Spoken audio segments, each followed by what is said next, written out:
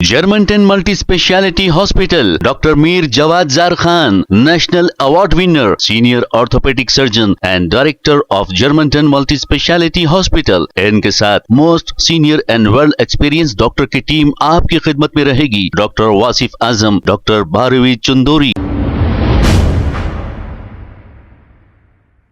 अस्सलाम वालेकुम नाज़रीन, 7H न्यूज सच को रखे आपके आगे। हीरो होंडा स्प्लेंडर जिसकी भी है वो उनके घर के पास 1 महीने से रखी हुई थी।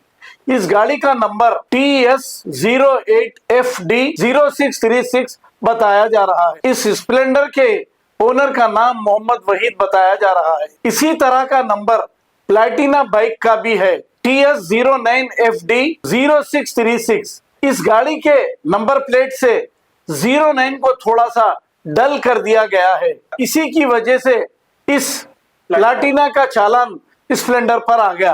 पुलिस को चाहिए कि तहकीकात करे और ये चालान प्लैटिना पर करे और स्प्लेंडर से निकाल दे। आइए देखते हैं इसी की ये रिपोर्ट।